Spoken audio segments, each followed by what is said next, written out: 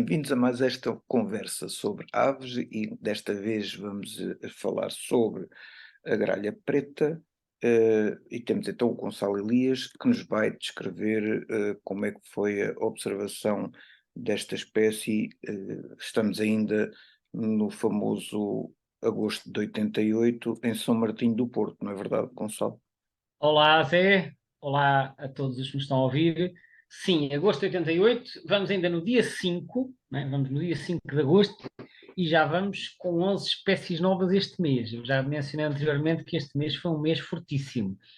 E então, o que aconteceu? Como eu relatei no episódio da Pombo de Cás, eu estava sentado numa esplanada a folhear o meu livro, o meu guia de aves, a tentar perceber o que é que havia.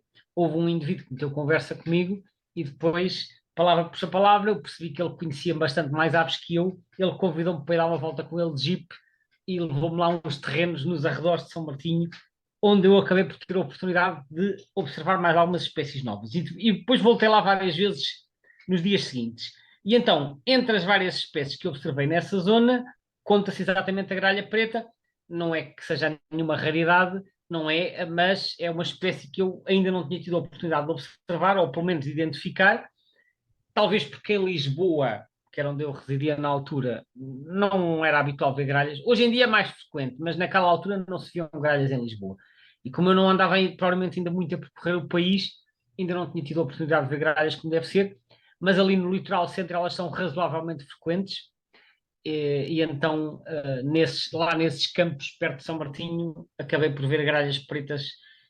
Se eu bem me recordo, agora já não vou para aqueles lados há algum tempo, mas se eu bem me recordo, é uma espécie razoavelmente comum nesses terrenos agrícolas, e então foi aí que eu tomei o contacto com a espécie. Esta espécie, olhando para as observações que aparecem no eBird, parece estar assim meio dividida entre a Europa e a Ásia. Como é que é esta distribuição estranha? Bom, esta distribuição estranha leva-nos de volta para as questões taxonómicas, não é? Porque não é muito habitual uma espécie ter assim duas populações disjuntas, só que há uma população no meio que é a Corvus cornix, que até há pouco tempo era considerada uma subespécie, que era a Corvus corone cornix. Portanto, a Corvus corone, de acordo com a taxonomia que era maioritariamente adotada até há 30 anos atrás, tinha três subespécies, uma na Europa Sudoeste, onde nós estamos, que é a Corvus corone, depois outra na Europa do Norte e do Leste, e nos Balcãs, que é a Corvus corone cornix, e que ia até mais ou menos à Ásia Central, e depois a Corvus corone orientalis, na parte mais oriental da Ásia. Entretanto, algumas autoridades, nomeadamente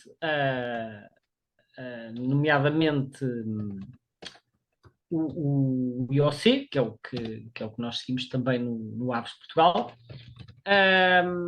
acabou por separar a Corvus cornix, e como a Corvus cornix é a que está no meio das outras duas, isso acabou por significar que as outras duas, que é a Corone e a Orientalis, acabaram por ficar disjuntas. Portanto, essa distribuição aparentemente estranha, muito descontínua, tem a ver, na realidade, com esta revisão taxonómica que aconteceu há uns anos. Apagou-se dali um pedaço de Não, mas indivíduos. depende, se fores ao site da BirdLife, o site da BirdLife não considera a Cornix como subespécie, portanto é uma mancha enorme que vai desde Portugal até ao Japão e até ao extremo oriental da Sibéria. Portanto, é um daqueles casos em que as várias autoridades taxonómicas não convergem no tratamento que dão a este grupo. Uma das coisas que nós normalmente não temos abordado com nossas conversas são as características das aves em termos de tamanho, envergadura. Esta ave é uma ave que merece aqui um certo destaque porque é uma ave que tem uma envergadura significativa, não é? Ainda pode atingir cerca de 1 metro com as asas abertas. Sim, bom, vamos ver. A gralha preta é um passeriforme, pertence à família dos corvídeos. Mas é Ou seja, enorme. sim, porque os corvídeos são os maiores passeriformes de todos. Aliás, o corvo, que é o parente próximo, é o maior passeriforme do mundo. Uh, apesar de ser um passeriforme, porque é o maior elemento da família dos corvídeos. A gralha preta, não sendo tão grande como o corvo, ainda é uma ave consideravelmente grande, e quando nós vemos a ave ao longe, quase que atinge o tamanho de uma rapina. Enfim, uma rapina é pequena, o corvo é maior. Mas a gralha, só para dar uma noção, tem 45 a 47 centímetros, isto desde a ponta do bico à ponta da cauda, e em envergadura pode andar à volta de 1 metro. Portanto, enfim, maior que, efetivamente, que algumas rapinas, né? Só para termos uma noção, por exemplo, um peneireiro, o vulgar peneireiro, que é o Phoctinúnculus, tem 70 a 80 centímetros de envergadura. Portanto, a gralha é maior que o peneireiro. Isto já dá mais ou menos para ter uma noção do tamanho relativo. Mas não deixa de ser um pássaro, porque pertence à ordem dos passeriformes. Exato. Mas outra coisa que também não é possível falar de gralhas sem referir este aspecto é o facto de lhe ser atribuída uma inteligência fora do normal, com capacidade para planear tarefas, usar ferramentas, etc. Sim, os corvídeos, de uma forma geral, são consideradas aves bastante inteligentes, porque mostram capacidade é isso, para aprender certas tarefas, mostram certas habilidades, portanto, são capazes de descobrir formas engenhosas, às vezes, de chegar, sei lá, a fontes de alimento que estejam assim parcialmente inacessíveis. Portanto, são aves que conseguem, são bastante criativas, talvez possamos dizer assim. Isso também acaba por ser um fator determinante para a sobrevivência das espécies. Uma espécie que seja capaz de encontrar formas de sobreviver em condições adversas está no bom caminho para sobreviver enquanto espécie, não é? E já foram registadas a fazer brincadeiras, por exemplo, com objetos e coisas do género, que é um comportamento também, de certa forma, reflete esse tipo de inteligência fora do normal, digamos assim, ou pelo menos para nós seres humanos, não é? Que temos a mania de centrar tudo em nós, reconhecer nisso capacidades que nós também temos, não é? Sim, sim, sem dúvida, e como disse, não é exclusivo das gralhas, porque parece ser uma característica que abarca, se não todas, pelo menos algumas espécies de corvídeos. Portanto, essa inteligência que parece ser acima da média no mundo das aves. E são capazes também de juntar-se para ativamente afugentar predadores, por exemplo, quando se vai à Aí eu reprodução. vejo, eu vejo isso como uma estratégia que também acontece com outras aves, por exemplo, os estorninhos também fazem muito isso. Isso é aquele velho ditado que diz a união faz a força.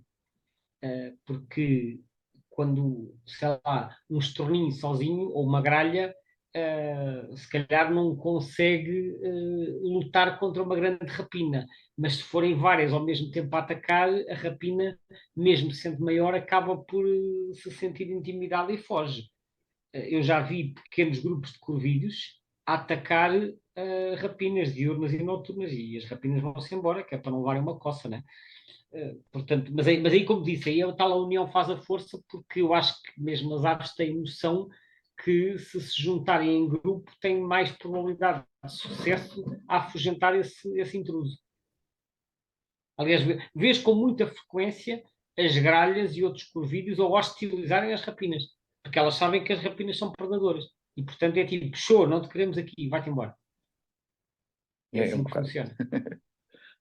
Mas depois também gosto, já não é a primeira vez que se vê em vídeos, por exemplo, de gralhas a andar, a surfar em cima das costas de rapinas de maior dimensão e coisas do género, não é? Sim, já Portanto, vi, já vi algumas fotos engraçadas que têm retratam exatamente essas situações. O que eu não sei dizer, porque não vi essas imagens em movimento, é se são apenas ocasiões fortuitas que duram 1 ou 2 segundos e que o fotógrafo conseguiu captar aquele instante, ou se realmente elas vão ali à boleia durante períodos de tempo mais longos. Essa parte nunca consegui perceber muito bem. fazer surf. Olha, uma Pois é, das um coisas bocado. também é que nós já falámos, quando falámos do cuco-rabilongo, esta espécie digamos, uma das vítimas do cuco-rabilongo. Não é a mais frequente, ok? Porque a espécie mais frequente em Portugal e em Espanha é a pega rabuda. Mas há vários registros presentes e passados de cucos rabilongos a parasitar gralhas pretas. Aliás, ainda acho que foi o ano passado ou há 2 anos, também vi fotos de um fotógrafo que reside na zona do litoral alentejano, também com um cuco rabilongo junto com várias gralhas pretas. Se eu bem me recordo, as imagens não mostravam o cuco a ser alimentado, mas era um cuco jovem e ele andava ali muito de roda das gralhas, portanto ficou a sensação de que Faria haveria parte do ali, agregado familiar, não é? haveria ali uma relação de dependência. Em Portugal é sobretudo as pegas rabudas, mas em Espanha está documentado que a gralha preta também é parasitada com frequência. Eu penso que a escolha do hospedeiro varia de umas regiões para outras, vai depender daquilo que estiver disponível. Eu penso que a pega rabuda é o hospedeiro preferencial, mas quando não houver pegas rabudas, as gralhas pretas também marcham. Portanto, é um bocado o que eu acho que acontece. E, por exemplo, em Israel, onde não há gralha preta, há outra, a Corvus cornix, que eu já mencionei há pouco, aí a Corvus cornix é um dos hospedeiros principais em Israel. Portanto, e noutros países da África, onde também há cuco rabilongo, portanto, ele vai parasitando outras espécies. Ele, acima de tudo, escolhe um hospedeiro que seja apropriado para o tipo de alimento e de nidificação que ele quer fazer e de parasitismo, e dentro desses hospedeiros apropriados, ele vai escolher aquele que tiver disponível. Basicamente é assim que isto funciona, não é? Vamos mudar aqui um bocadinho o tema. Como é que é a dieta destas aves? A dieta. Bem, a gralha preta é conhecida por ser uma espécie omnívora. Portanto, é uma omnívora, quer dizer, que come um pouco de tudo.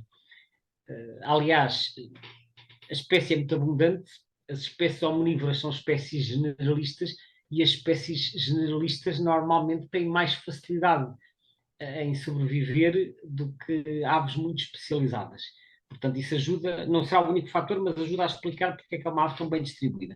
Daquilo que se sabe, por um lado, a dieta é constituída, portanto, é aquilo que nós já falámos para uma data de espécies, que é, por um lado, matéria animal, por outro lado, matéria vegetal, ou seja, invertebrados, por um lado, e por outro lado, grãos de cereais. E provavelmente isto vai variando um bocadinho ao longo do ano. Não tive a ver em detalhe para esta espécie, mas tipicamente a matéria animal predomina na primavera e no verão e a matéria vegetal no outono e no inverno. Não isso é o caso aqui, mas provavelmente será. Portanto, invertebrados por um lado, grãos de cereais por outro. Mas depois entram aqui os diversos, né? Portanto, muitas vezes ovos e crias.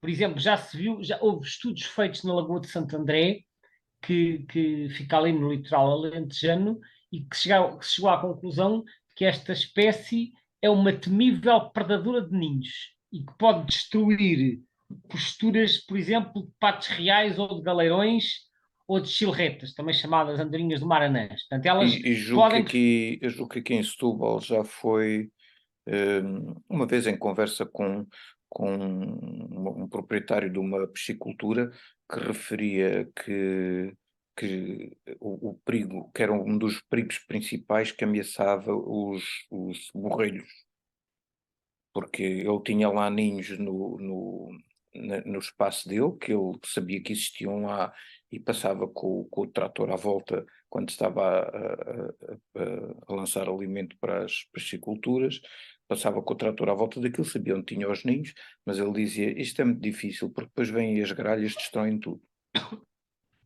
Sim, mas é assim, os ninhos do chão, outro dia falámos disso a propósito do pernilongo. Os ninhos que são construídos no chão e, sobretudo, que são expostos, apesar de estarem disfarçados, porque têm um certo mimetismo face ao meio ambiente, os ninhos dos borrelhos e dos pernilongos, embora estejam disfarçados, estão, portanto, pelo mimetismo, estão expostos, e, portanto, são ninhos que são muitas vezes alvo de predação, seja por gralhas, seja por gaivotas, seja por mamíferos, né? Mamíferos que podem incluir cães, podem incluir raposas, podem incluir o que aparecer. Agora, portanto, a gralha preta pode realmente parasitar, não, desculpa, pode predar Verdade. ninhos como eu disse, de patos, de galeirões, mas esta ave é uma ave oportunista, portanto, ela não andará ativamente à procura de ninhos. É tipo, olha o ninho, olha, este marcha já. Pronto. Portanto, é um bocadinho assim, vai comendo o que aparece, porque outras coisas que podem aparecer na dieta é Portanto, além nos ninhos, tanto os ovos como as crias. Mas, por exemplo, carne em decomposição, tu possivelmente já viste o seguinte: vais na estrada e de repente lá ao fundo na estrada estão duas gralhas pousadas, né? E depois quando tu te aproximas elas levantam o voo e quando tu passas no sítio onde elas estavam, vês que é os restos de um mamífero atropelado. Eu pelo menos já vi isto muitas vezes, né? Sim, sim. Portanto, elas vão, encontram animais atropelados, as pegas fazem a mesma coisa, os milhafres reais a mesma coisa, portanto, estas aves percebem que as estradas são sítios bons para encontrar roadkill, como se diz em inglês, que é animais atropelados. E elas vão lá e aproveitam logo, é carne em decomposição, e elas, repara, qual é a vantagem de ir à carne morta? É que não tem que fazer o esforço de caçar, então é uma refeição pronta a comer. Elas gostam e, portanto, comem. E depois podem apanhar também pequenos vertebrados e desperdícios. Desperdícios que incluem lixo, por isso as gralhas também às vezes aparecem nas lixeiras. Portanto, basicamente, resumindo, podem consumir vertebrados, invertebrados, carne morta, ovos, crias, matéria vegetal, é tudo um pouco. E, portanto, é uma ave que eu acho que anda sempre ali, com as antenas ligadas a ver onde é que há oportunidades de alimento. É o que vier à rede é peixe, ou é carne, neste caso. Tanta Portanto, facilidade em alimentarem-se, presumo que seja mais uma espécie em expansão, não? hum, eu acho que elas não estão em forte expansão. Uh, Poderá ter havido uma ligeira expansão para sul, em Portugal, no sul de Portugal e em Espanha. Mas é uma expansão muito ligeira. Ou seja, a nível europeu a distribuição está estável. E está estável em parte já apanha a Europa toda.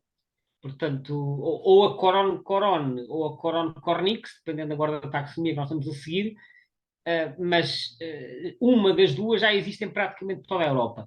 Se bem que no Algarve praticamente não temos, e na Andaluzia, no sul de Espanha, Extremadura e Andaluzia também há muito poucas. E elas já não vão a Marrocos, já não vão ao Norte de África. Portanto, eu acho que aí o fator limitante pode ser a temperatura ou a umidade. Portanto, se calhar o ambiente já se torna demasiado seco e elas não gostam, presumo eu. Mas tirando isso, tirando essa limitação, porque aí o fator que trava já não é a falta de alimento, é o clima que deixa de ser favorável. Portanto, tirando isso, elas ocorrem em toda a Europa. Agora, a nível de população, o índice populacional europeu sugere uma expansão ligeira. A gente pode pensar, mas porquê é que elas não se expandem mais? Porque provavelmente em certas zonas já está saturado. Noutros países europeus já ocorrem densidades muito elevadas e não nos esqueçamos que às vezes, mesmo que haja alimento, estas aves também têm que competir com outras espécies, elas não são as únicas a lutar por recursos e sobretudo uma espécie generalista como esta terá outros competidores, portanto mesmo quando as condições de alimento são boas, há um limite acima do qual a espécie já não se expande porque como eu digo, porque o ambiente está saturado, porque elas precisam de espaço para construir ninho, precisam de uma área para se alimentar. Está em expansão ligeira, como disse, não é uma expansão acelerada, mas penso que o clima poderá estar a travar também a expansão para sul. Porque, como disse, no Algarve não se costuma ver gralhas pretas, é uma coisa que muita gente não sabe. E eu sei de pessoas que foram ao Algarve e disseram que viram gralhas pretas, e depois eu perguntei, mas gralhas? Mas olha lá, porquê é que disseste que há gralha? Aqui não costuma haver gralhas. Porque é a espécie mais comum. No Algarve vejo muito mais facilmente corvo do que caralho. É estranho, mas é verdade. Até no litoral, às vezes. Só que quem vem de outras zonas do país não tem noção que no Algarve não há gralha. Ou seja, quando nós vamos para uma região diferente, se não tivermos noção do que é que há e do que é que não há naquela região, quem diz outra região diz outro país, facilmente caímos em identificações erradas porque partimos do princípio que aquela espécie ocorre ali quando ela não ocorre. Da Estás a mesma ver a ideia? maneira, também é mais ou menos frequente vermos pessoas a identificar observações com corvos, por exemplo, aqui na região de Setúbal e Lisboa e por aí fora, quando na realidade é muito raro ver um bicho desses por aqui. Mas O isso que é também comum aqui será a gralha, não a é? gralha preta, mas aí há um outro fator que também suscita essa confusão. É que em muitas zonas rurais as gralhas pretas são chamadas corvos. Isto são corvos. Ou Sim, sim, seja, sim, sim. a terminologia popular não distingue a gralha do corvo. Tudo o que é assim preto e grande são corvos, e isso leva a que as pessoas que não tenham noção de que há duas espécies diferentes e como é que elas se identificam, facilmente acabem por dar uma designação errada, dizer, isto é um corvo, quando foram induzidas por um nome que, embora seja um nome que está muito difundido, não há ali uma correspondência bionívoca com o nome da espécie, ou seja, o corvo para o Corvus corax e a gralha para a Corvus corone. Nem quem faz a observação ou fotografia, né, como é o nosso caso, sabe bem a diferença. Mas quem não se dedica a esta atividade usa o nome corvo genericamente para estas aves pretas e grandes sem fazer a distinção ao nível da espécie. E de facto essa é sempre uma fonte de confusão, de maneira que fica aqui também o repto para quem quiser aprender mais alguma coisa e a distinguir em particular a gralha do corvo, que o portal do avesdeportugal.info no YouTube tem lá disponível um vídeo sobre precisamente este tema da distinção, da identificação de corvos e gralhas. E já agora referir que há um outro webinário que foi até gravado recentemente, agora em outubro outubro ou novembro de 2023, e cuja gravação será disponibilizada até ao final do ano, a falar da gralha preta e da gralha cinzenta, portanto, deste par de espécies que estivemos a mencionar há pouco, que ainda há aqui algumas confusões taxonómicas, mas, portanto, que é a Corvus corone e a Corvus cornix, brevemente também estará disponível então no nosso canal YouTube. Muito obrigado, Gonçalo. Muito Mais obrigado, uma Zé. vez nos despedimos até à próxima conversa. Até à próxima conversa.